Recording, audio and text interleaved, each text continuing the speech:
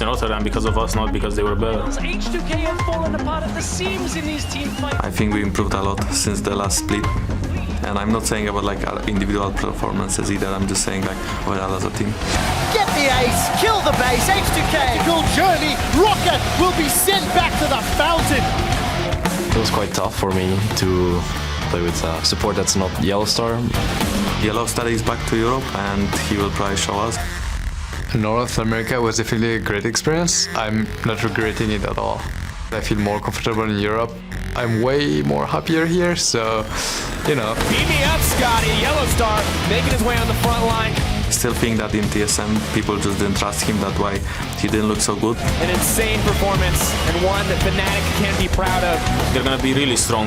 I bring like a more team-oriented play style into H2K. Steelback's gone really deep. He's taken Steelback down. I don't think he's better than Forgiven, but I think he's still an upgrade. We will see more optimal ways to play the game. It's going to be crazy.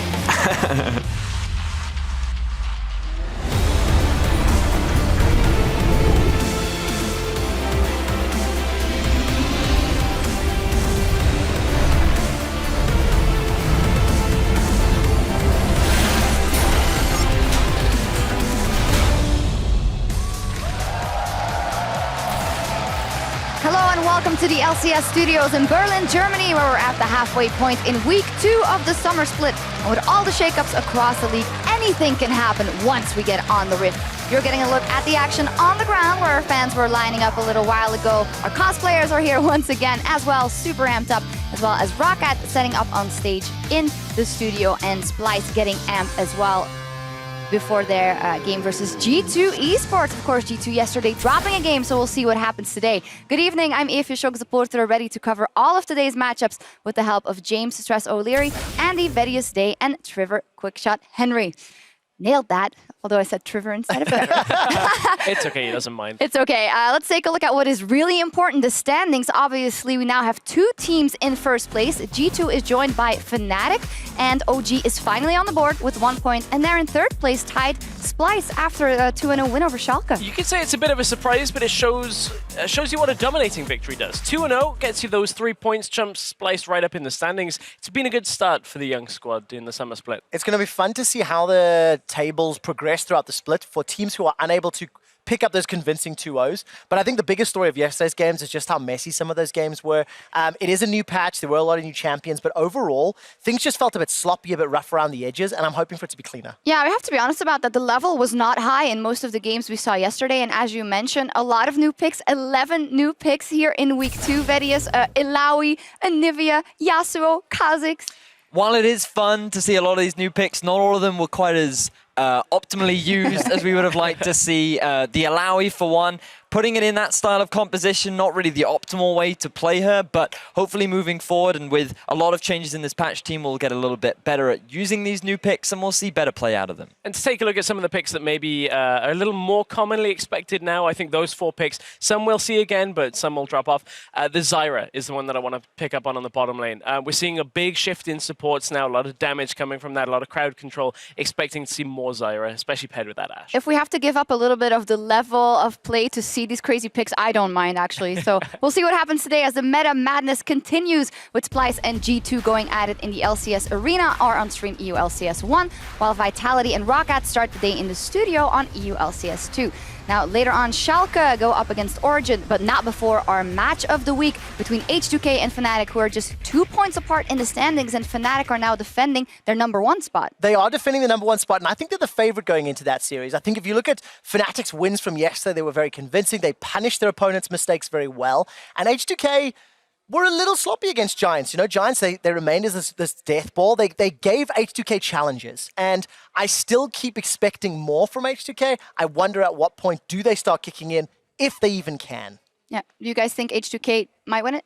Oh, it's a tough one. I think Fnatic been looking stronger. We've heard so much about Yellowstar, but maybe that's a broken record. We're 2 weeks in, people are still saying, hey, he's back. I think the jungle matchup will actually be quite an interesting one to keep our eyes on. Spirit versus Jankos. We know Jankos last week, he had a very incredible kill participation in terms of setting up a lot of his team's plays. Is he going to be able to do that against these aggressive picks that we're seeing from Spirit? It's going to be a super, super hype matchup. It is our series of the week, match of the week. For me, on the other stream, there is an important matchup going on at the same time, Giants and Unicorns. If you get a 2-0 in that, get 3 points, could very well have big implications for later on in the split. Yeah, definitely could. And of course, at the end of the day, it is the post-game lobby where we'll break down all of the series today and look forward to week 3 of the summer split with our special guest Freeze from H2K. Now, with a lot of big performances on the Rift so far this summer, we want to hear from you. Get on Twitter and tell us, who do you think is the most underrated player in the EULCS and why?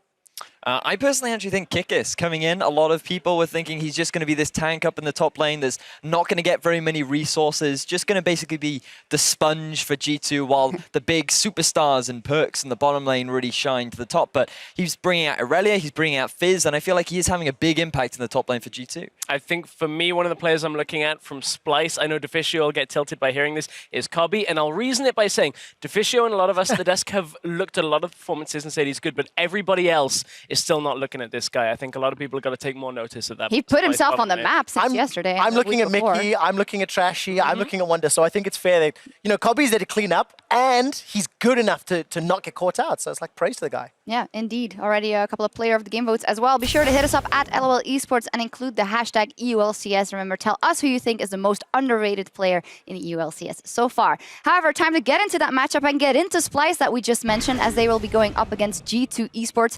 Yesterday, what a performance they had up against Schalke. We thought it might be a tie, but they did incredibly well in those team fights and just cleanly took Schalke down.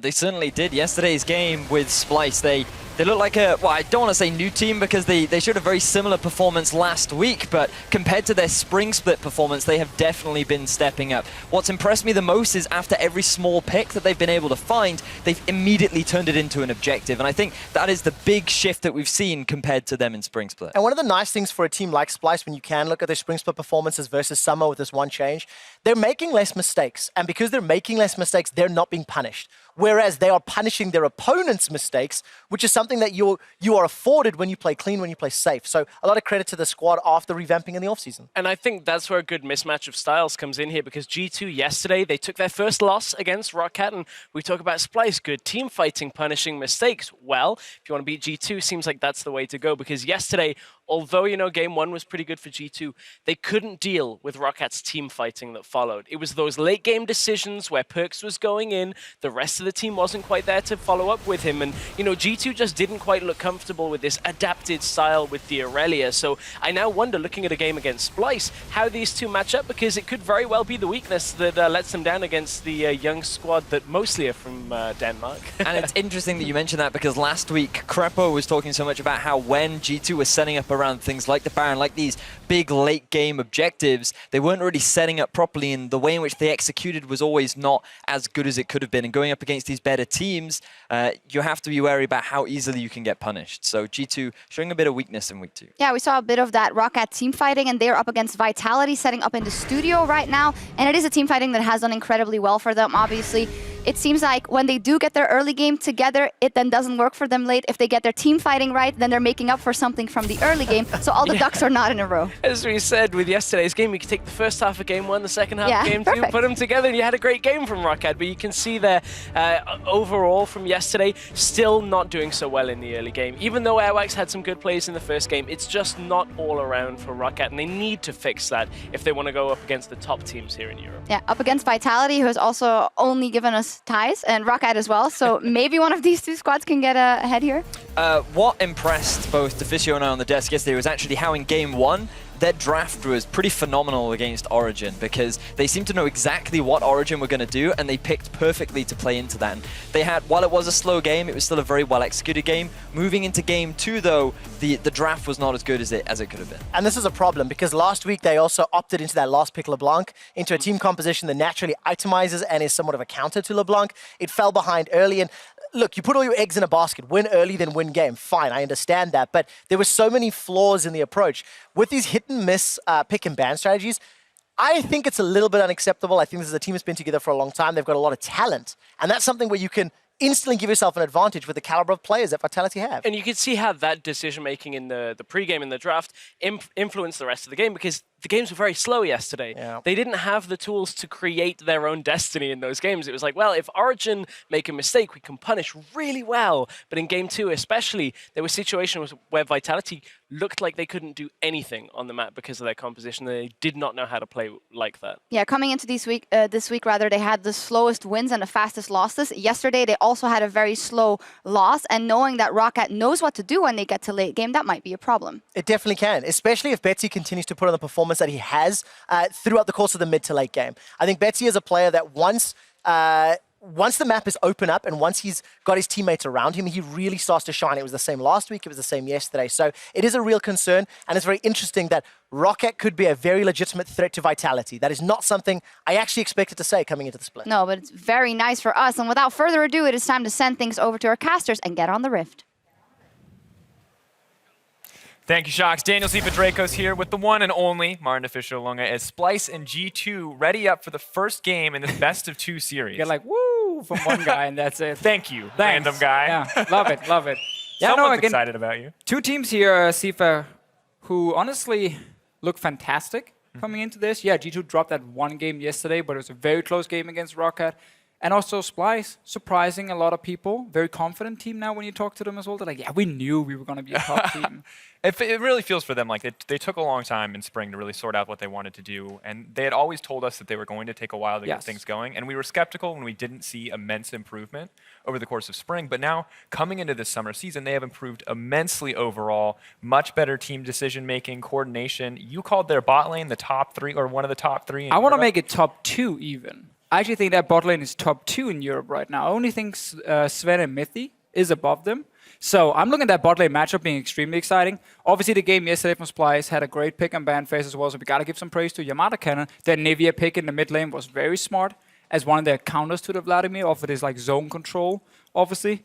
And then G2, we see Mithy, or you just saw Mithy for a few seconds on your screen. Mithy, now Mickey. Now Mickey, you're going to be switching supports, both of them fantastic bot players, but G2 yesterday in the game against Rocket got outscaled, made some mistakes around Baron, didn't play as well as we maybe expected with Expect in the top lane. Yeah, definitely kind of some fumbles there in terms of team coordination. Was split pushing sometimes, TP'd in maybe when it wasn't necessary. Right. Missed 1 or 2 TPs that were kind of crucial. So a little bit of communication errors there coming out for the team, but definitely still a strong contender despite kind of some of those. Oh yeah, I mean, you lose 1 game. Doesn't really matter too much because overall G2 is this team where I look at them as like the Real Madrid or Barcelona of this league here, where if these guys are not always competing for the absolute top spot, if they are not playing well in every single game, I'm actually disappointed because the team is so good with all these star players on the lineup. And again, we talk about Kikis being underrated. Obviously, he's starting today. Expect is not playing. So Kikis is back in. They're just trying both of them, making sure, obviously, that Expect is ready later on. But Kikis right now is the better choice for this team. And he's no longer like a guy we can say, he's not a strong enough top lane. No, he's a great top laner. He's been great here in Europe. He's exactly what G2 needs. So it is a star lineup all across the board. Yeah, steadily improving. We're going to have to see with those high expectations on them how they improve. But as we get into picks and bans, let's take a quick look at the lineups. Of course, on the blue side in Game 1, it's going to be Splyce. In the top lane, Wonder. In the jungle, Trashy. Mid lane, Senkux. 80 carry Kobe. His support, Mickey. And of course, their coach, Yamato Cannon. Yamato Cannon behind them, a man we talk a lot about because he's very vocal about his way of playing as well. But they're facing G2 today, another team who talks quite a lot as well about their performance. Kick is in the top lane. We are right now baiting you guys. It is in fact G2 and not Rocket showing up here, but Kick is still in the top lane. Keeping you on your toes. Yeah, we just make sure everyone is ready. Everyone is ready here. We see the lineup. Trick is sitting next to Kick is in the jungle. We have Perks in the mid lane, of course. Sven and Mithy down the bottom lane. Once we pan over and show them, and behind him in the blue suit, looking great, it is Youngbuck. Fashionable. He knows he's on stage with the Yamato King. He's like, I'm keeping up today. Exactly. He knew the graphic as well would mess up, so he would be on camera when we introduce the coordinated. Everyone can see Youngbuck behind the team here. We even get the swoop in on that fabulous outfit. But of course, looking at both these teams, we're really surprised to see how well Splyce is doing, and it's really showing for the team as a whole, growing here. But we really got to wonder, G2. I actually think you said it's disappointing whenever we see them lose, but I actually think it's good for them as a top team. It is, because it puts the pressure on them to improve and kind of reminds them that they're mortal, right? Like they need to improve, they have to keep looking, and if your goal is an international stage, you can't be happy losing games domestically. And whenever you talk to the top teams and they do lose a game, they're always like, it's okay, because we learn maybe like 5 times as much from losing. Because we realize where do we have some issues, maybe it's in the shot calling, maybe it's certain players not understanding their role when they're behind. Different kind of things. Could be pick and ban phase. Obviously, yesterday, they couldn't really do much once they messed up at Baron and fell behind. And then you can question, should have changed up the draft potentially. But that's always, again, something for the team to figure out. I think they had a fine draft, but I just think G2, in the end, couldn't out-teamfight Rocket with the composition they did have.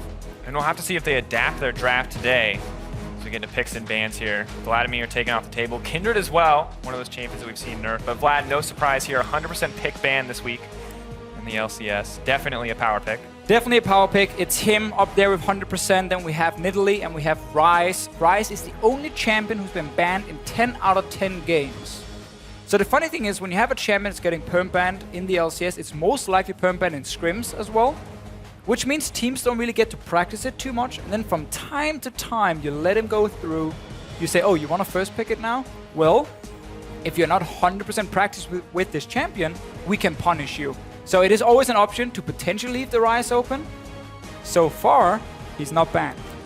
Really interesting adaptation here in bans as well, though. Trundle, we've seen him be a pretty big threat overall, but the Ezreal coming in as the ban is very odd to me. I think G2 is actually setting up for this bait with their first pick like Ryze, and then get Caitlyn in the first rotation for G2. It's the best AD carry for both Copy and Sven down the bottom lane. So when you take away Ezreal, you've removed the tier 2 options because you want to aim for that tier 1 and then really try and push Splyce over on something like a Sivir or a nerfed Lucian now, obviously much lower range on some of his abilities, which does hurt him in the laning phase and make it easier for Caitlyn to lane against the Lucian.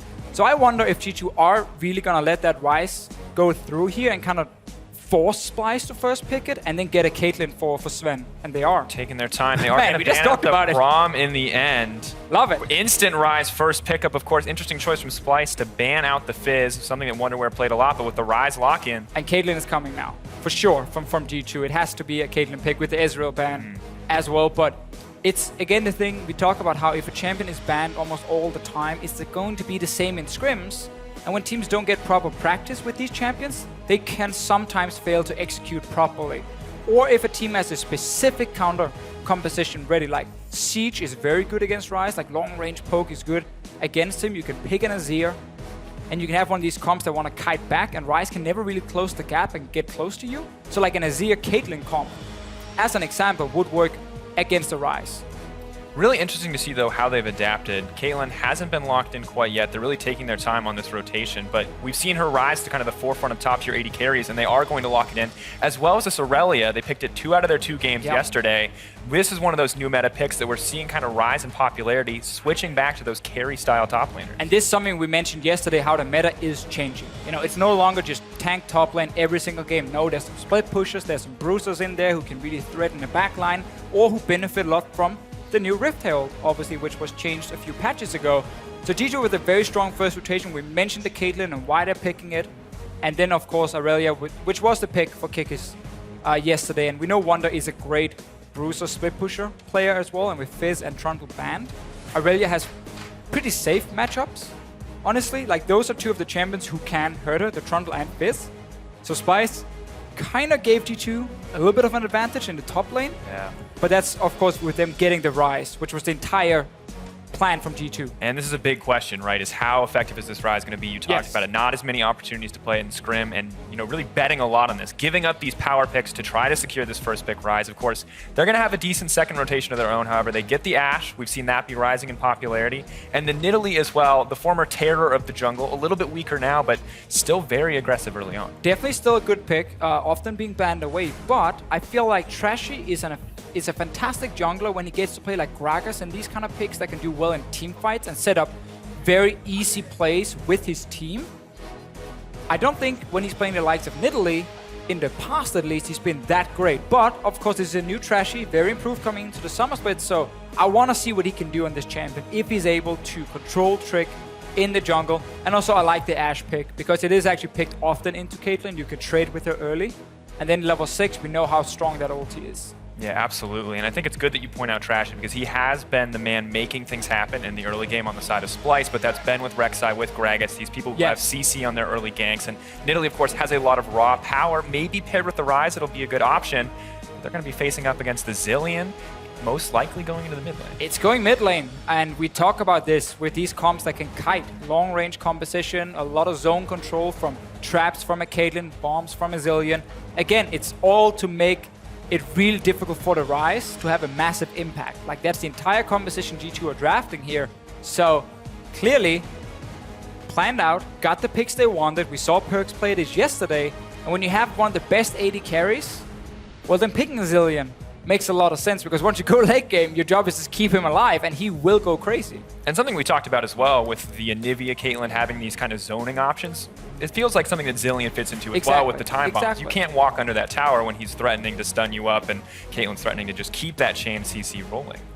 Ooh, it's gonna be like Larry will beat Aurelian lane. Yes! Oh! Yes! I love it! Oh, that's an Alawi. I'm so excited about this. I'm trying to contain myself. I've wanted to cast this champion for so long. Oh.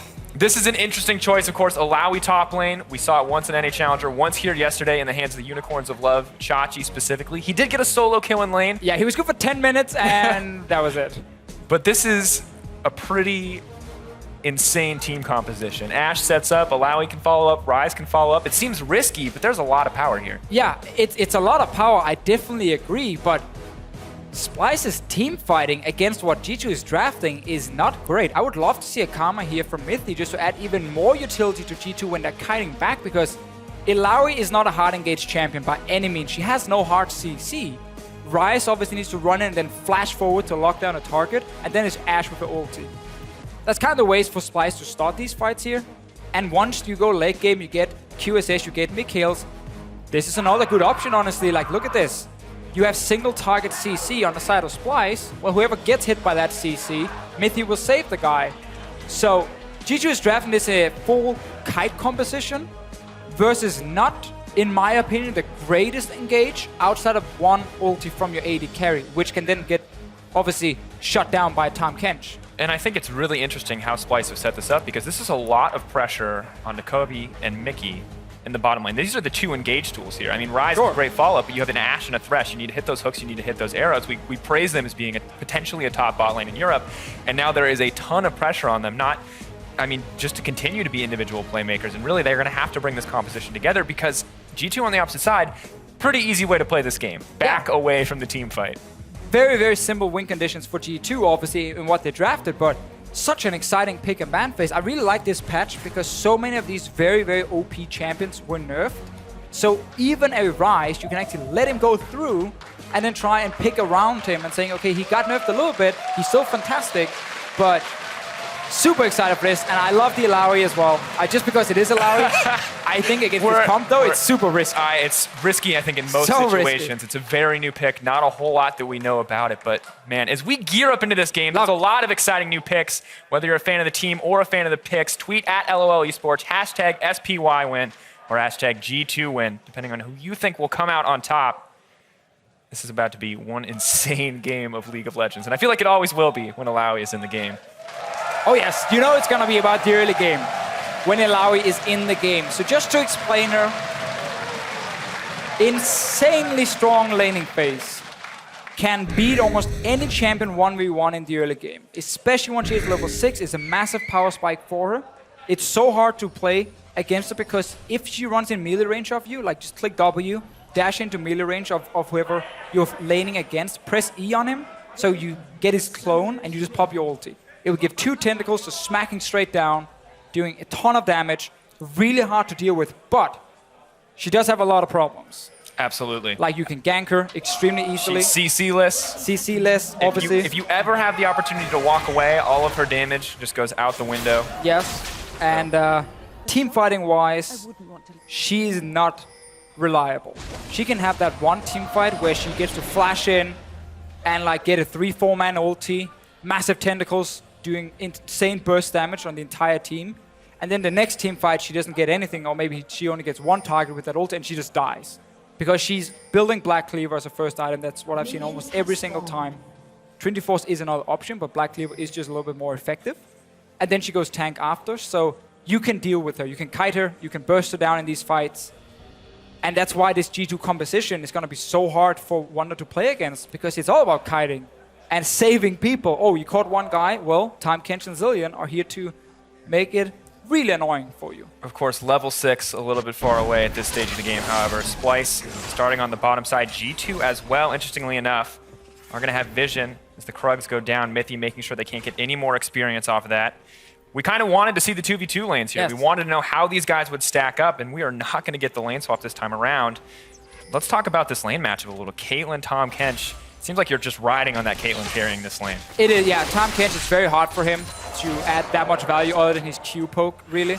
He's mainly also there to stop any sort of damage going on to Sven. If a hook connects or Copy gets a great volley on the way, you can always absorb some of the damage with the Tom Kench. But it's not the greatest lane matchup for G2, by all means. And the reason they also walk in to stop the camp is because like Tom Kench level 2, it's not very sexy. Not a whole lot is going to happen. So you'd rather stop the enemy from doing a camp than trying to both do a camp each and then rush to 2. And then you're like, I'm Tom Kench who has not really anything to do at this point. So you just want to deny it. Splyce still gets a double range against the Tom Kench. Means they have the early push. Yeah, of course, still that fast level 2. Have to respect the Thresh death sentence. Looks like Mickey moving up into the jungle, maybe trying to slow down a bit here as Trashy clears out what he can. Top lane, 2 very aggressive champions, but looks relatively even at this stage. And this is one of the beautiful things about this meta. We all saw it. We all saw it. Is the fact that we have these... It's a good crowd today, by the way. Yeah, I like it. I like it. I really like that one guy who cheered when we came on screen. That was great. But like when you have these top lane matchups now, compared to a Maokai Echo, where you're kind of boring to watch the top lane matchup, now it's exciting because we have a lot of damage involved, great burst as well. You can actually camp that lane and really snowball one of them. Once Ilaoi gets to push Aurelia on the tower, you can just dive her straight away with the jungler. So I think what we're gonna see here top is really exciting and a great test also for Kikis. Getting rid of the name of a tank-only player, because this is not an easy matchup for him. No, and he traded so well there for a second, respecting the tentacles, backing off, but then just overcommitted on that Ilaoi. Got hit. Gotta get so hit annoying. Again. Oh, this laning phase is so difficult, and when you get cursed up like that, there's just not a whole lot of opportunities to trade back, and still really interesting. Obviously, great use of that dash to just avoid these tentacles, but still so tough for Kikis to trade effectively. Yeah, and then also you gotta keep in mind, Ilaoi with her Q, once he hits a champion, does get a bit of HP back, while of course we have some sustain from Aurelia as well, and Trick realizing what we talked about, that you can actually snowball this lane. Also because Kikis is a bit overextended. Trick is here. First of all, it's counter gank, but also if Wonder goes aggressive, you can then set up the gank yourself. Moving into the lane, though. Just showing himself, gonna walk down river. Not really a whole lot. Maybe trying to relieve a little bit of pressure here on the top side. Of course, Trashy in no position to follow up. Trick clearing out a couple tentacles. But the map seems to be relatively calm at this point, and really, I think we got to keep our eyes on Trashy here. This guy is the early playmaker for Splyce so often. We just have to wonder when he's going to pick it up. I mean, this is again what we talk about. It's so hard for Splyce to be aggressive in terms of killing. So what you do instead is you just push in the lane over and over, try and poke them down and deny CC. Even the support is worth poking down. If you get him to go back to base, suddenly Sven has to back away as well, and you deny some CS. Instead of killing purely. And once you have the bot lane pressure, your jungler can start invading like this. Trick's gonna realize that the Gromp is lost. We'll try and challenge for Wolves. Trash, of course, level advantage as well as the red buff backing him up. Farm relatively even at this stage. Jungle continuing to be the primary point of contention. However, Elise will get that in the end. Small advantage to Trashy at this stage, but nothing major just quite yet. And that clearly was the plan here for Splyce with this pick and ban phase and why they pick mid lane. Because they realize they have some very strong lanes. You know, Ashe, Thresh is a good 2v2 lane that can push in early. Ryze in the mid lane is a champion who obviously, while he won't have like the greatest laning phase of all time, he can always all in. He has that threat every single time. And then we know Ilaoi is a lane bully up top lane, so there's a lot of lanes that can apply pressure, setting up these invades here from the middle lane. Like, oh, okay, my Ilaoi is pushing, my bot lane is pushing, so I have 2 junglers I can invade now. Try and challenge the Elise in the early game. Because Trashy normally is fantastic on Gragas, right? Absolutely. An interesting thing here, without the pressure on the map, Trick still going for some aggressive moves to counter jungler. Trashy eventually going to find this ward. I was wondering if the buff was going to run out, but we'll clear out that vision. But still pretty aggressive from Trick. Try to move in there. But every single time you see a jungler invade, just always look at the mid lane.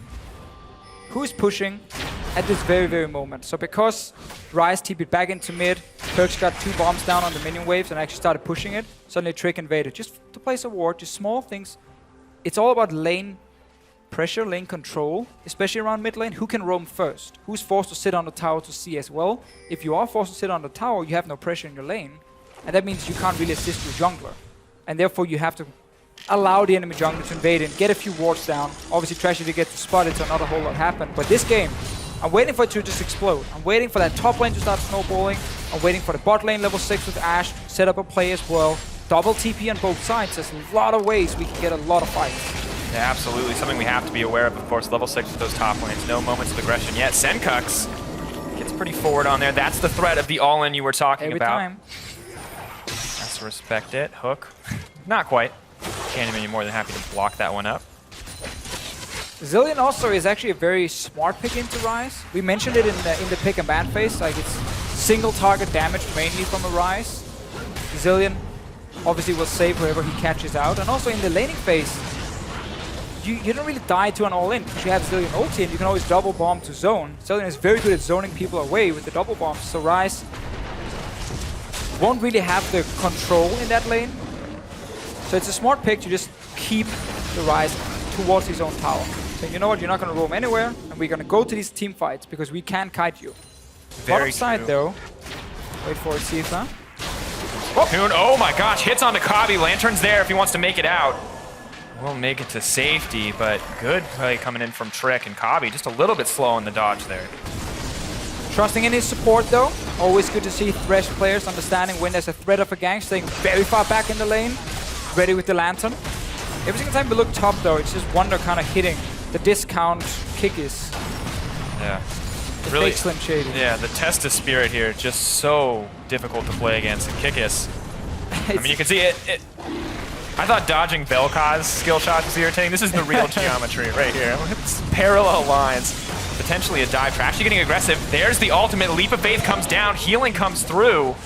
But they're not going to be able to follow that one up whatsoever. Although Kikis, buddy, what? Keep dancing. Fancy feet. Fancy Not over feet. yet. There's no TP to help him. No. Tentacles Are everywhere. you kidding me? Okay, we gotta keep it together. Oh! First blood drops for Splyce. That's the long, slow goodbye from Kikis. Painful to watch. Like, you know you're gonna die, but he just keeps trying to stay alive. We mentioned this, you know, once Illaoi gets above level 6, gets her ulti here, start pushing in already to tower. Well, what happened? Trashy just showed up. It's like, this is a pretty easy dive. And at the end of the day, Trashy, of course, doesn't get an assist, but he sits behind the tower and says, you're not running away. Yep. You go back in there with the tentacles and to die very horribly slowly. Stand with your tower and the wall and just keep spawning everywhere. It's a proper nightmare. This is going to be a wonderful replay, by the way. All right, okay, let's see.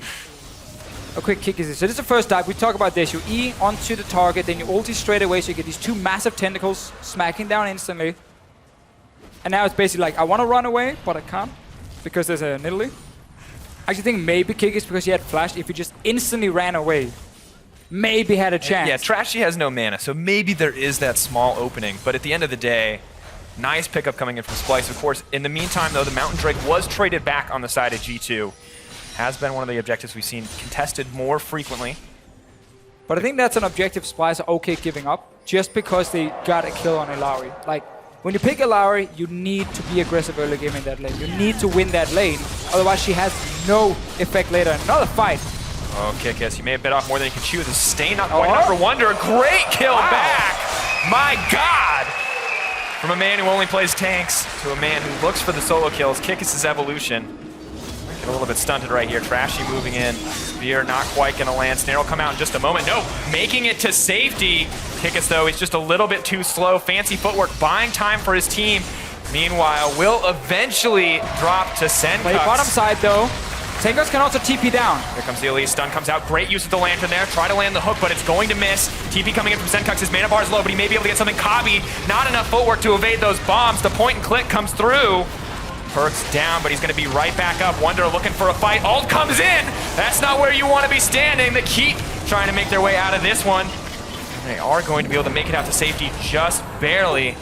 Tentacles chasing down Mithy, but what a moment of chaos for both sides. And we said this game suddenly could just explode. It's another fight. Kikis moving forward, does not have a way to slow down the Nidalee, but that was a boring fight.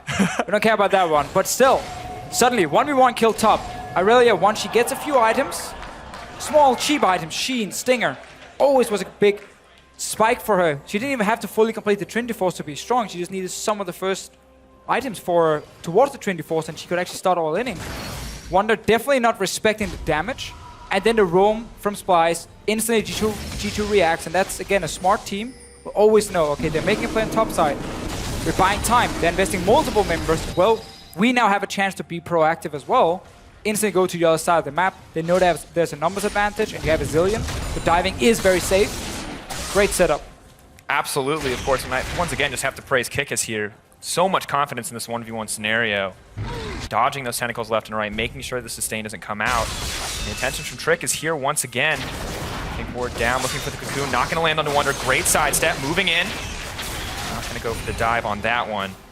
We're going to have to back off Trashy here as well, but G2, they're not giving up any pressure here on the top side. Wonder is not going to be comfortable any longer.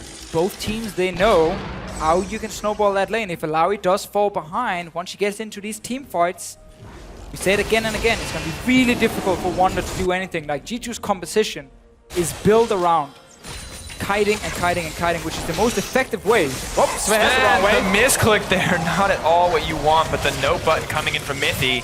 Is it going to be enough? Thick skin available. Isn't going to burn it yet. Trying to use that gray health. Oh, ganked up now. Wonder moving in, maybe try to turn this one around. Isn't going to have enough time to cast the ultimate. Interrupted, and another kill drops on the top side. But Perkz, he could be next. Ultimate comes out. They're going to have to take one more shot at him. Coming back up, flash to safety, trying to make it out. Trashy goes in, wants the kill. Doesn't get it quite yet. Flash forward.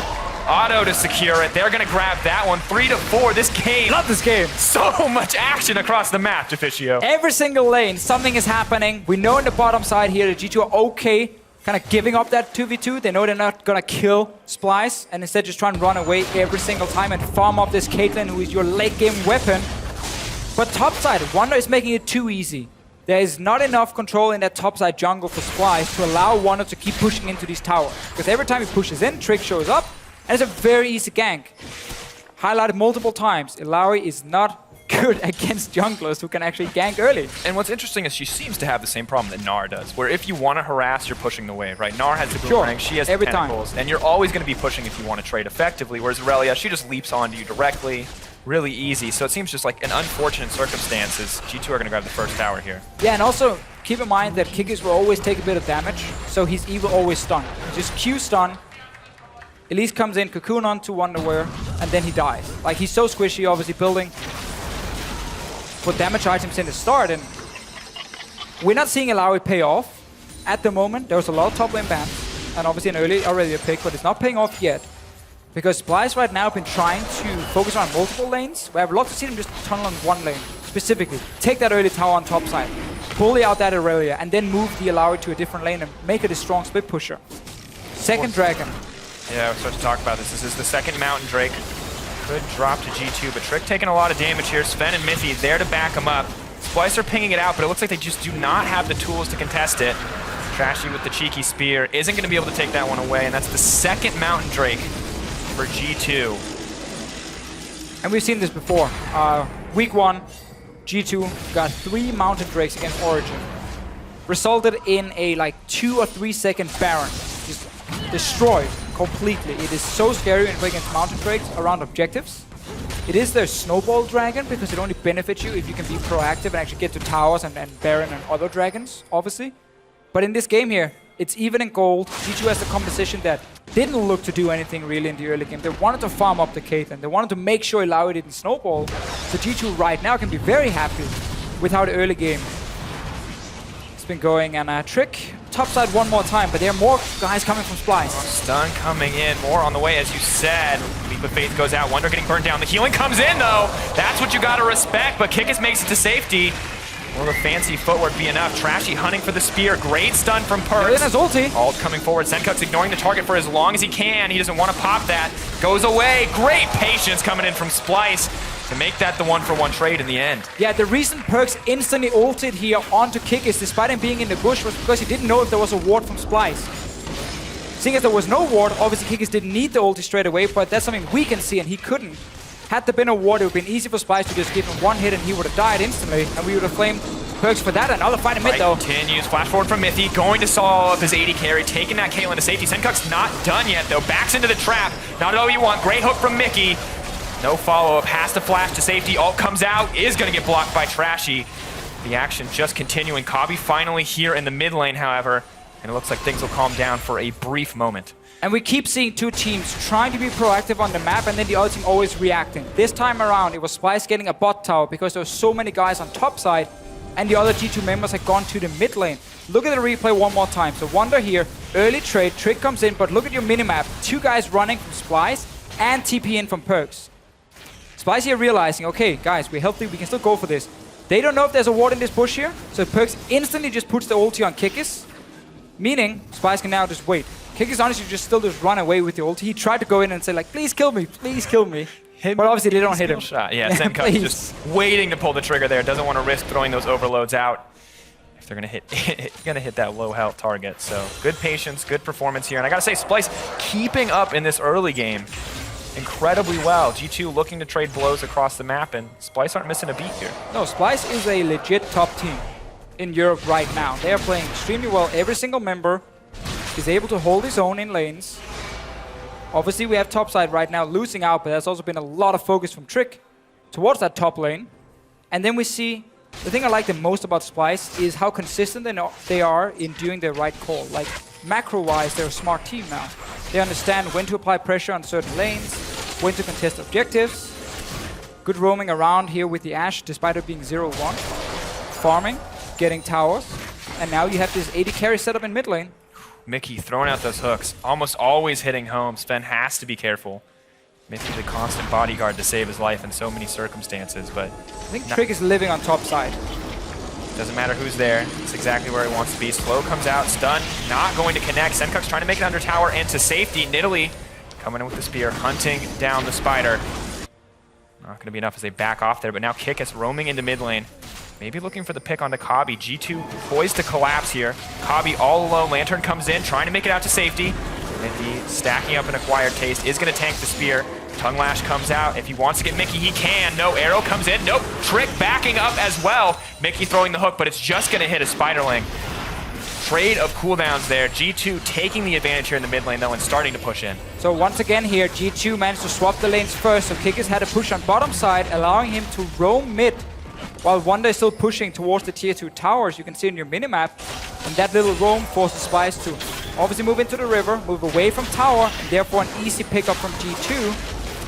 Very small things. Who pushes first? Who has the priority in these lanes? Who rotates first?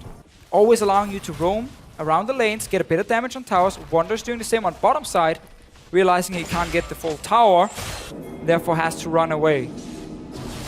Very interesting, as we can see, moving forward in the game. Alawi looking like Sunfire Cape next after the Black Cleaver, so tanky stats as you predicted. Aurelia keeping with the standard aggressive build here, going into that Hex Drinker. Yeah, we've seen two types of Aurelia builds. There's the Trinity Force Ghost Blade and then tank, or there's the Trinity Force straight into tanky items. Like I'm gonna put Hex Drinker in there, it gives some resistances for her. And not like get a Ghost Blade, which is a very aggressive build you can go for. Very strong in 1v1s and when you have to take out an AD carry. But in this game here from Kikis' side, because his team composition is also built around team fighting, he's probably now just gonna build tank and just be a frontline. Still a threat against an Ashe, for sure. But he's not gonna be that late game monster carry, because he doesn't need to be. That's gonna be your Caitlyn in this game, who's currently sitting on 1 kill, top farm in the game, 2 items completed, 20 minutes. Everything is set up for G2 to take these late game team fights. Absolutely, of course. 2 items for Caitlyn. Happy to be at that stage. Ashe lagging a little bit behind here. Just the difference in farm. Sven taking another hook, but Mithy on point with those note buttons. Good accuracy from Mickey, just not really mattering against the Tahm Kench. Oh, running forward, stun. Set to come out. No proc on the ultimate, but Perks will make it to safety there. Good trade coming in from Senkuk's. Same as we have seen all laning phase. Ryze has the all-in potential. Zillion will try and kite you back and run away and just keep the lane even at all times. TP is ready for both guys one more time, which means we could see a big fight on the top side. Kick is pushing in, and you can see Sven is rotating. Trick and the rest of G2 aiming for that top tower. Mithy, of course, channeling the ultimate there. Not quite sure if they wanted to dive that one. Do decide to back off in the end, but some Big map movement going down. Moving forward, though, very interesting how the lane phase has kind of continued to extend here. Yeah, and keep looking at health bars. If there's a trade, which we don't see on the screen, suddenly that can set up a TP play. You can see the Rise constantly going aggressive on perks, because that sets up Splyce to make a good play on topside where Rise can TP in with full HP, and a Zillion might join in with like 40%, giving a big advantage to Splyce. So all these small trades in the side lanes are important for the next big play. No one wants to go too aggressive under a tower at this point. Sadly for everyone, it's a Cloud Drake coming next, so no one is really happy about that. White, Illaoi just continuing to be a bother on the top side, harassing as much as she can, but G2 clearing out these waves, putting a lot of farm into this Caitlyn, but not really looking for a fight quite yet. And G2 simply not able to really move forward, because every single time they look at the bottom lane, Perkz is pushed back to his tower, or he's forced to go back to base, because the Rise just has the control in that lane at the moment. That means Splyce can constantly move him from bot lane to mid lane, potentially TP to top side, and be stronger right now. He's obviously a much better champion 1v1 compared to a Zillion, who benefits from being with his team. And therefore there is one lane at least Splyce is winning. It was supposed to be 2 lanes, because the Illaoi was supposed to win the other lane, and then you had 2 winning side lanes on the side of Splyce to play this 1-3-1. But because of all the camp from G2, or the camping on the top side, Illaoi has been shut down, and she is a bit weaker than what we are used to seeing. Of course, excellent play from Trick to focus down on that top lane. Not a champion a lot of teams are comfortable playing around, but saw that solo kill come out from Chachi yesterday. They knew they didn't want that to be the fate of their top laner. Just so much damage on that pick, even if the CC just isn't there. Ward goes down. Crowd goes wild. Things relatively... The one guy again. The one He's guy a very again. happy guy. The hero. I like him. Stun going down. Trashy taking a decent amount of damage, but Dark Passage. I feel like Thresh and Tom Kenshi are both just playing spoiler to all of these pick opportunities. Yeah. Both guys. I feel so bad for Kikis. Able to save someone, but not really save Kikis. It's hard to save him in his tentacle nightmare up here. I've never had that nightmare. No? No. Thank God no one plays Illaoi. You're not into that kind of EULO. stuff? Not into that, really. Sneak that in there. We've all been there, Sipa. We've all been there. I've seen enough top lane to know where this is going. Or stun comes out. Thresh no longer with the Dark Passage. Flash over the wall, though, just as good. Backing off down this one. Pings on the Cloud Drake going down. Now, while the movement speed buff may not be worth too much, we have to remember that it will make Elder Dragon that much more valuable, but it is going to be the trade for the top lane tower in the end. 400 gold for Wonder. Not sure if that was worth it. Well, I mean, for G2, it's about getting that next dragon to spawn, and because you already got 2 Mountain Drakes, you want to build up even more for potential Elder Drake later. And this top tower would have gone down anyway. That's why Kikis just left the lane. He's like, you know what, guys? I can't get any help because we're doing a dragon, so I'm just going to leave it. I know Illaoi is going to take it or dive me with their Nidalee. So wisely, he just backs away. He kind of tries to lose the lane gracefully at this point. He's actually going for Ghostblade, it seems, as his next item, which I think is very risky. I need to see if he can actually late game out-duel the Illaoi 1v1. Otherwise, to me, going to tank from here would have been better for what you want to do with your composition, because he's still losing that 1v1 top. They're losing the 1v1 on the bottom side, so G2 is under a lot of pressure, despite getting all the dragons. And they're not really able to make these aggressive plays, because if they go too many members to one lane, they're going to lose something in the opposite lane. Absolutely, and of course, only a 1k advantage for Splyce. Splyce behind in dragons, but until G2 are able to push and utilize those Mountain Drakes, the priority on those objectives just isn't worth too much, and we're really, I think, just waiting for this Caitlyn to scale up and forward, approaching that 3rd item. Definitely a good spot to be if they can get to that stage, but Splyce have a lot of time here to make a move. And that's why we call the Mountain Drake the Snowball Drake, because once you are pushed back on the map, Mountain Drake gives you nothing. Like absolutely nothing you need. But if you do get to a Baron, start setting up with pink wards, the other team now has to realize the normal timer in their head being, okay, how fast can like this composition take a Baron? It gets changed because it's 20% extra damage. So it's a massive difference. And sometimes you can get caught off guard. You're like, oh, we thought it would take them at least like 10 seconds or 12 seconds. So then it takes 6 or 7. And therefore you react too late and then the Baron is gone. So you always have to be careful. Trick going for top lane. Trick using that tentacle to hop in here. Wonder getting burned down. Team tempted to dive the tower, but no better than to leap into that face of Illaoi. But meanwhile, Splyce are pushing every single lane. G2 just a little bit behind after that play. Italy onto the bottom side. Kickus may be under threat here.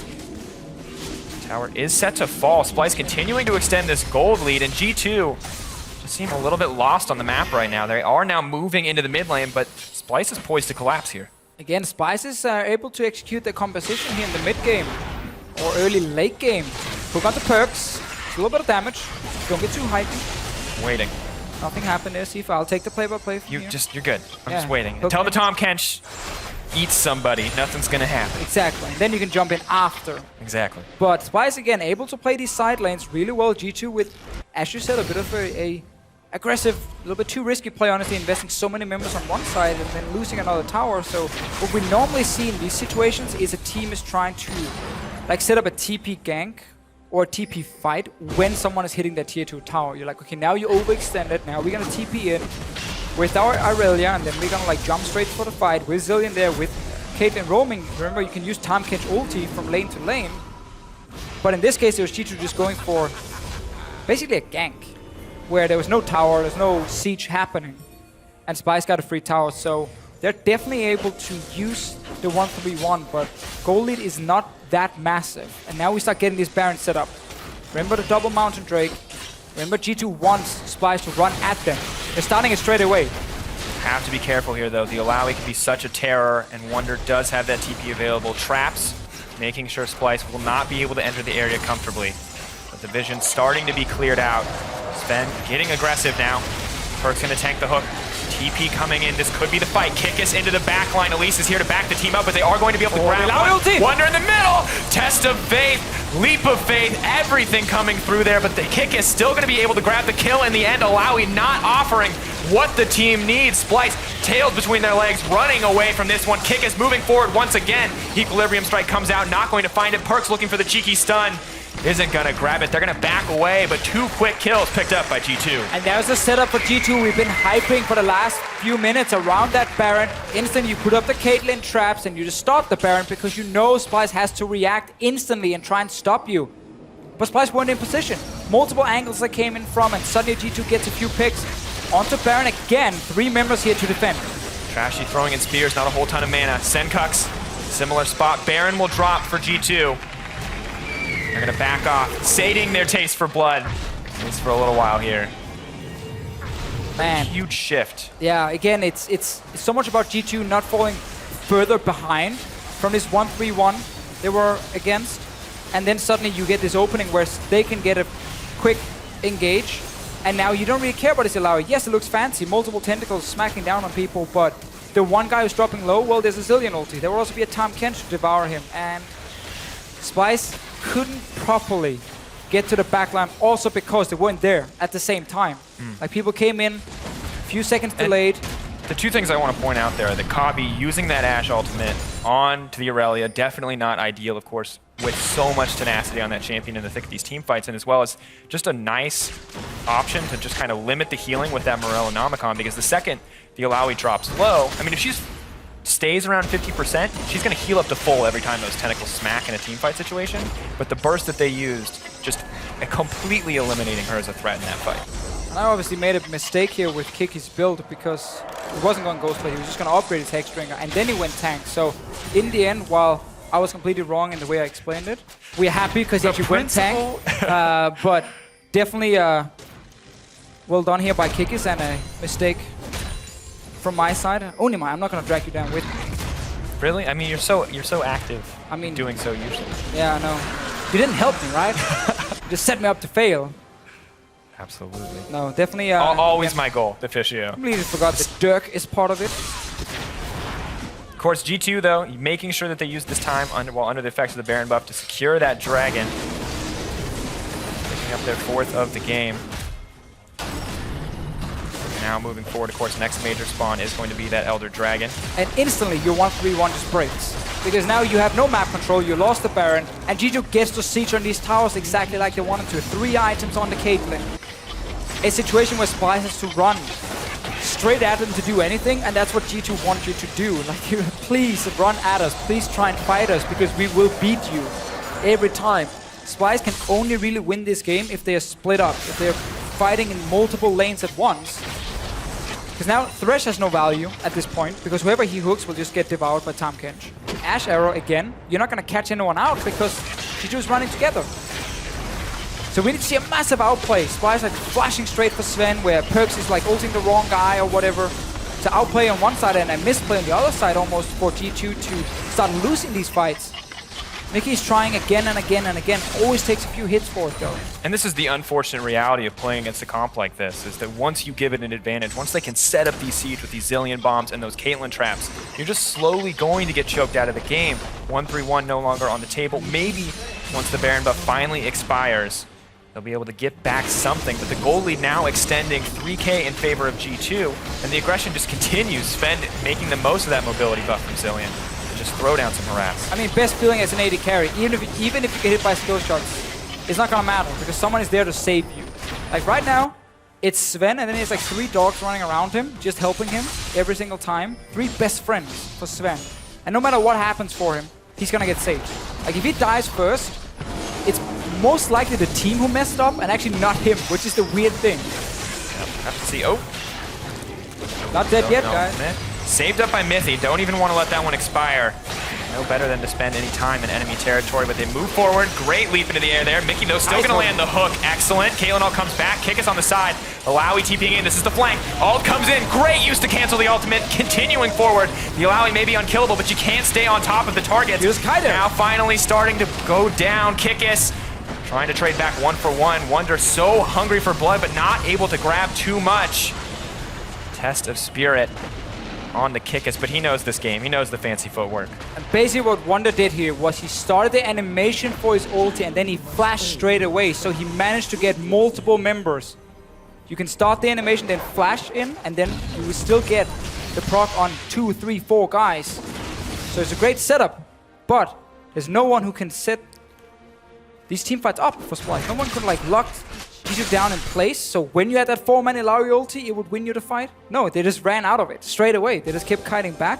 Splyce's composition struggle so much at this point, and it all actually goes back to the early game where G2 managed to shut down Illaoi so much in the start that Splyce never had these 2 snowballing side lanes with the Rise and an Illaoi just going crazy, getting a massive goal lead, getting the Dragon control, and therefore not losing an early Baron as well to double Mountain Drake. But because G2 got so many early kills, yes, they fell behind in the mid game, but as soon as they got over to Baron, snap, that's it. Absolutely, and you just look how hard it is to start these team fights. We're talking about Tahm Kench, Elise who can just leap into the air to deny that engage, Zillion who can save any member, Aurelia who's impossible to CC. Yeah, in and those has team a fight GA circumstances. as well. Like you don't want to kill Aurelia, you don't really want to kill the Elise. I mean, Elise has a GA2 at this stage of the game. G2 absolutely in control of this game. Now, Splyce aren't out yet, but it's going to take, as you said, either a major mistake from G2 or the huge moment of outplay on the side of Splyce. Yeah, we need to see a situation where Sven gets a little bit cocky and like they have to burn a Zillion ulti to save him, and then the re-engage happens from Splyce and they take him down. They're trying one more time to force something, but double GA on top side. Wunder alone under, not even the bottom side, the mid lane. Arrow coming in, hits Sven. It's gonna hit Sven. Nope. Quick devour from Mythy, but with Zencuck's on the back line now, trying to burn through him. Tentacle Slam goes down, not a whole ton of damage, but Trick and Kickus are on the flank, moving in. Moving forward, Wunder taking a lot of damage, all comes out, trying to sustain up. He's healing so much. Morellonomicon, though, denying half of that. Moving forward, a lot of aggression from Splyce, but once again, G2 have the freedom to just back away from these exchanges. And still have the Zillion ulti ready. Perks didn't get to use it in the last fight. And one more time, it's Splyce constantly trying, but simply not able to get the right engage. They need a double flank, double TP in. 2 different angles, preferably from Splyce. Straight onto Perks, I'm almost gonna say, because you expect to be on Sven, but if you can get on Perks first and maybe force him to ulti himself and then switch target to Sven, you might have a chance. But again, we're talking very, very small percentages. It's definitely G2 who needs to misplay a fight. Absolutely, and this is really the last chance for Splyce to come back. Baron now live, Elder Dragon on the way. Not a bad start. Get those tentacles down and spawning, but so hard to get through these choke points, and G2 burning down the Baron. Splyce TPing in. This could be the fight. Here comes Rise onto the front lines. Maybe looking to make a play. Perk's taking a lot of damage. Wonder dishing out so much as well. The exhaust goes down. Kikis takes one on the backside. G2 now moving forward. No longer do they have to run. They've got the advantage. Tentacles coming out. They get the Baron. They get everything they want in the exchange. The double kill for Kikis. Mithy taking his time to make sure Wonder drops, and the game moving forward. No way you can say Kikis' thirst for blood here as he's going to try to chase down Kabi, but at the end of the day, G2 absolutely dominate that fight. And one more time, it's G2 starting the Baron, double Mountain Drake, burning it down so quickly, and therefore Splyce doesn't get a proper TP engage here. They just have to kind of run in one by one. They actually did go for Perks, as we talked about, like try and burn his ulti. Perks then decided not to ulti at all and just died, but the rest of G2 were still winning the fight and full control for the last 10 minutes. Absolutely. The second they found the one win in the team fight that they needed, their comp was able to take off unkillable through the help of that Tahm Kench. And G2 have to be happy to snag that first win. And this is one of these games I really like, where in the pick and ban phase, you can really see what both teams are trying to do. And then in-game, you can see when it's working and then when it stops working. Especially on the side of Splyce. But it was very clear what both teams had to do to win the game. And if a very big thing went wrong for either comp, they could instantly lose the game. So like if this Ilaoi had gone rolling or started rolling in the early game, if it's been a great start, you know, for Splyce, split up in 1-3-1, G2 were under so much pressure, they wouldn't have gotten all these dragons. All of a sudden, they could have lost even more towers, and then it would have been Splyce setting up a Baron instead. But early camping on Ilaoi, Wonder playing too aggressive at times as well, suddenly meant that the snowball never really started for Splyce. And then G2 just played around objectives. Exactly, and I really like that. At the start of the game, I was so critical of them for trading towers for these early dragons that may not have been as impactful, but we saw how strong those were once they were finally at the stage of the game when their team comp was strongest. And I think it was smart decision-making. We know we can't fight you, so we'll just trade. We don't ever want to be on the same side of the map as you. And they make it work. And finally, when their team wanted to group up and come together, all it took was one mistake from the side of Splyce to really blow this game wide open. You talked about it from the start of the game. That's the moment we were waiting for, and unfortunately, Splyce just did not have the setup to really turn that game around. As soon as G2 were able to set up for Baron, 5 traps down, pink ward on the Baron, double Mountain Drake, and start that Baron, it was basically over for Splyce. Because then they had to pull off that crazy team fight, and they didn't manage to do it. They got caught out a little bit in the mid lane, ends up coming in very late for that fight as well, and the fight was lost, and they're like, okay, our split pushing is gone. They have Baron now. The Caitlyn is on 3 to 4 items at this point, and as a zillion Tahm Kench to protect the Caitlyn. Yeah. And it's not, I mean, with Ilaoi, of course, you have so much damage, so much theoretical sustain for her in those team fights, but every time she drops low, just got so rough for them. But of course... You just run away from Ilaoi, right? Like, yeah, the ulti looks fancy, but it doesn't CC you. It's just slapping you in the face. That's all. Interesting. Well, we'll have to see. We've talked about Ilaoi. We'll have to see how the analyst desk feels about it, so let's send it over there so they can talk more about that first win from G2. And we want to talk more about Ilaoi. Of course we do. We're going to start by taking a look at the picks and bans. In general, though, before we saw the game play out, Vedius, who would you give the advantage to? So I'd heavily give the advantage over to G2. They drafted really well. Again, Mithy saving this Tahm Kench pick till the very end seems to be a thing that G2 like to do, holding on to that support so that they have the counterplay available.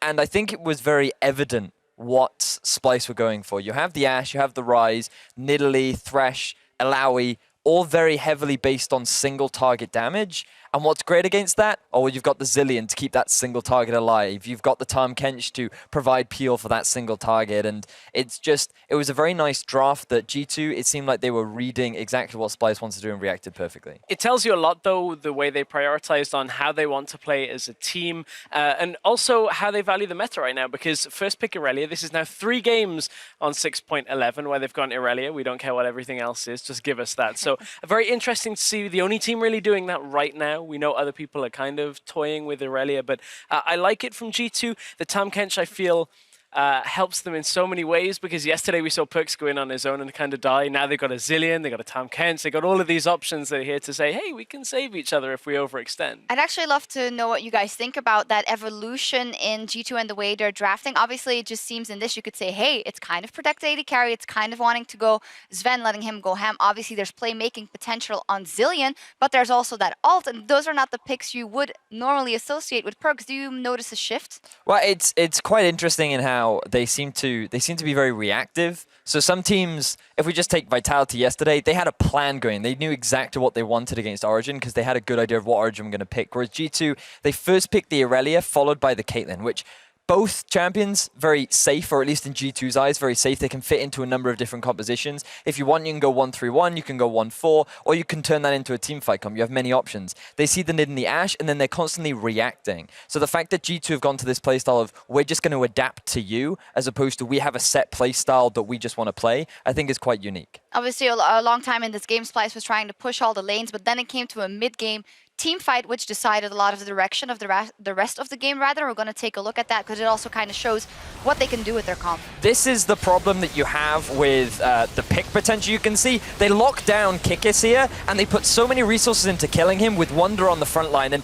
if there's not enough setup for Alawi to get the DPS down, people just kind of walk out of her damage. The Irelia then comes back to life, and G2 are like, well, the one target you tried to kill is no longer dead, so good luck trying to deal with the rest of it. And I think that's my difficulty with the Alawi pick. We've seen so little of it that it's very hard to place its exact strengths and weaknesses in competitive. But what I have started to see is that if an Alawi doesn't dominate a laning phase, gets so far ahead that when those tentacles smack, they take like a third of your health away. If you don't get to that point, it's difficult to get that amount of damage and tankiness. You don't have the crowd control so much as Deficio was talking about. So I'm still struggling to see the exact strengths of her in team fights, but you know, there is some sense of purpose. I mean, there. Here also the teleport from Sencrox came in really late, and he also doesn't have a way to nail everyone down, so maybe that was also off a bit.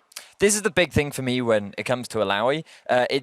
She's really good in laning phase. She's really good at being a split pusher. And in teamfight, she has the damage. But I feel like she's very reliant on other people to say, we're going to hold everyone here for you so that you can get that damage down. And as Stress was saying, if you don't have the items, if you don't have an insanely dominant laning phase, paired with the lack of CC that your team just isn't providing, then you're not setting up your Alawi for success. And this is why I'm not liking that we're always pairing a Nidalee with an Alawi so far. I'd like to see some variation. It wasn't bad. Maybe a Zyra Ashe lane would have been really good for the lane, and it would have set up the Alawi. We saw a Mumu and LCK. Okay, it's something like that. I honestly think a Mumu Alawi would be a fantastic combo, just in an ideal fantasy world. But I mean, that's the sort of CC that everyone I'm loves about. Amumu. He has a lot of friends. Player of the game in this run from G2. We decided to give it to Trick. A lot of standout performances on the team, but Trick, as always, setting up so many things for G2. During the early game, he pretty much made sure that Alawi couldn't get ahead. He put so much emphasis onto shutting that down and guaranteeing that the Alawi couldn't run away with the game, abusing the fact that Alawi has no ability to escape, and it's pretty much, if it overextends, you just get caught. Well, that is one win on the board for G2, and while they were taking that game over Roccat in the arena, Vitality and Roccat have been slugging it out, and they are still doing so, Stress. Yeah, you wouldn't even believe this game. The start of it would be exactly what we were talking about with Roccat not having the best start of the game. They were down 1,000 at 10, down 3,200 at 20 because they were trying to make plays and were overextending. Then they take a 33-minute fight, down 8.2k gold, take the fight, put Vitality on the back foot, take a Baron, quadra kill for Steelback, everything they need out of that guy. And in the last couple of minutes, while we've been wrapping up the G2 series, Vitality have actually managed to hold on by taking a Baron play. There was a nice split push by Nukeduck to hold Vitality in the game as well, to hold their inhibitors. It's a crazy game, as you can see, 48 minutes in and between Dragon these just two. spawns. Elder Dragon's up, Baron's off the table. Like, this is Rockat's real time to actually shine here, because we've spoken about their late game team fights. If there's one kind of setup that they want, it's this sort of game against Vitality. And it's interesting because something that we were discussing earlier on the desk was how yesterday Vitality really struggled to press that go button against Origin. It's going down. Here we go. We could do with a play-by-play on this one at this point, but do your best. I mean, Roccat, this is where they got to be careful. You're talking about the engage. Vitality want to fight this. Here comes the engage. Nukeduck gets a really nice multi-man ultimate off, but you're into a Kindred ultimate. Well, we'll just keep talking about it then. So actually, this is actually really well played so far from Roccat. They're making sure to just keep all the major damage dealers of Vitality at bay, using the Kindred ultimate to buy time, and now they're going to get the kill onto the main front line of Vitality, and they should guarantee themselves the Elder Dragon. Oh, hang on though. Cabochard just fell from Betsy. now Raze and Betsy, if they can deal with Rhea here, they might actually have enough. It's only really Mighty Bear that's still alive. I think Rocket have got this. Steelback this does position. so much damage in these team fights, and because there just isn't enough lockdown from Vitality using all that crowd control very early on, Roccat with Steelback's They've great done it positioning, again. they just end up cleaning up the fight, and they're going to close out the game. They're going to take it. I mean, we were talking about how the game's still going on. The game ends while we're talking about it live here on the Analyst Desk. Steelback and the rest of Roccat late game team fights. Whew. Yeah, we can see it there. Roccat is cleaning that game up. Good job on the play-by-play by that confirmed for you guys. Yeah, I thought we were going in. Turns out we can finish the game here. No, that was a crazy, crazy game. Roccat, do it again. Man. It's like that. Good stuff. They should have a logo being like, we don't need early game. No, we've got play late team game. In any fights. case, Roccat taking that game over on stream 2 on EULCS2. And here, Splyce and G2 are readying up for their game 2 on EULCS1 in the arena.